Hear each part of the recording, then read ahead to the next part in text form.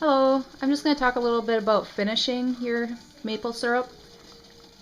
This is cooked down from about 10 gallons of sap. So this is just a small example, and we're left here with probably like less than a gallon or less than a gallon cooked down from the sap. And it's still, as you can see, pretty thin and watery. But when you have just a small amount like this, it's easiest to bring it inside and finish it off on the stovetop. So you want to cook it in, this is like a stainless steel pan. You'll want to keep cooking it until it starts to get really thick, and you'll be able to tell. And I'll come back when it's boiled down more, but as you can see, it's still pretty watery. But we'll check back in a little bit. Okay, so still boiling, not a lot of change, but I was just going to mention that once it starts to get down lower like this, you'll just want to, keep boiling heavily or whatever, but you'll want to keep an eye on it, because once it gets to the point where you're ready with it, it will start foaming up like crazy, and it'll foam up to the point that you could easily lose it all. It'll go foaming like right out of the pan. So once it starts to get down, really thicker, and you start to see like that thinner foam building up, you'll definitely want to start watching it. I always have like a metal spatula here, just to keep checking the thickness. And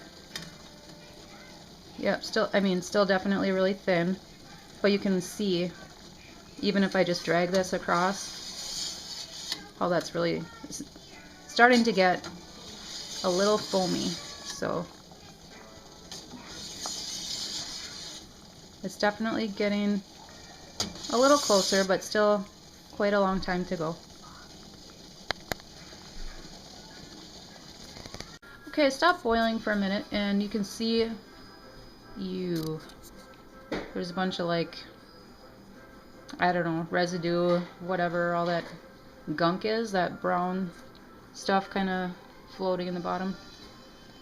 Unless it's just part of the sugar, but I don't know. I think it's like dirt and stuff, so I'm going to try straining that stuff out before I finish this more. And I'm just going to use there's like a strainer here. Oop. And I have another stainless steel pan and a piece of t-shirt, like a cotton t-shirt. So I'm just going to use that to strain this out a little, and then we'll cook it down more. As you keep filling that up, it'll start to go slow. It gets kind of stuck in there, so it helps to just take a spoon and just kind of scrape the edges to help it go down a little faster. Just scrape it where it's getting clogged up.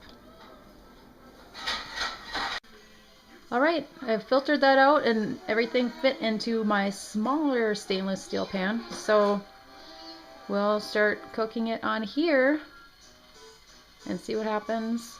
I'm not sure how long it'll take, but this is all down from 10 gallons of sap.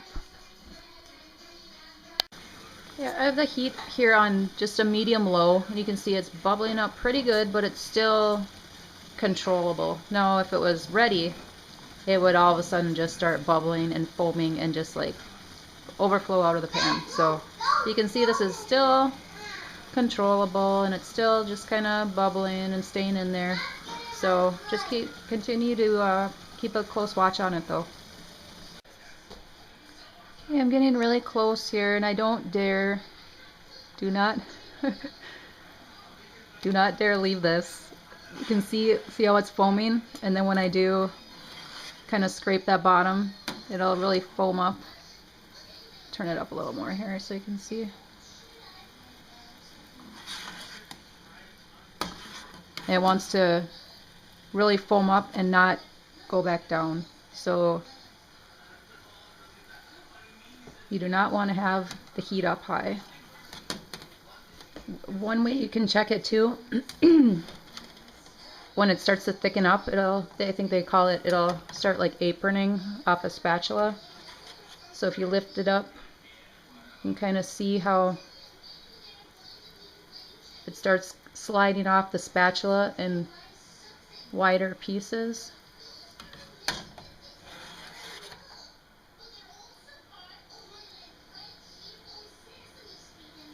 Instead of small drips.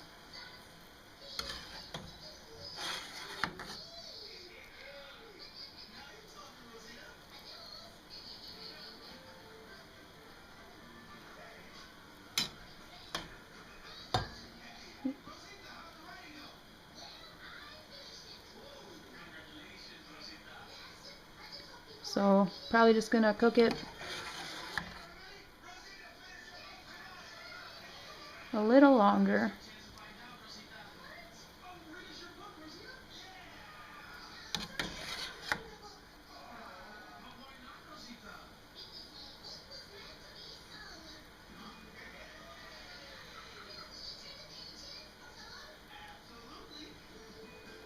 And then call it good. Alright, I think I'm going to call this good. Let's see. You can see it's kind of sheeting off there a little bit. And I cannot turn it up any higher or else it just starts foaming out of the pan. So I'm just going to call that pretty good. I don't know. Maybe it'll be a little thinner than I would want, but it tastes really good.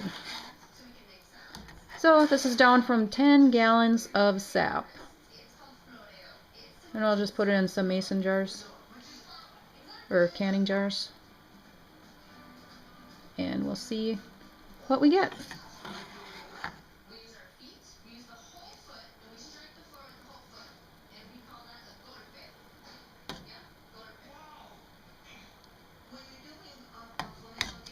And here's what I ended up with from 10 gallons of maple sap.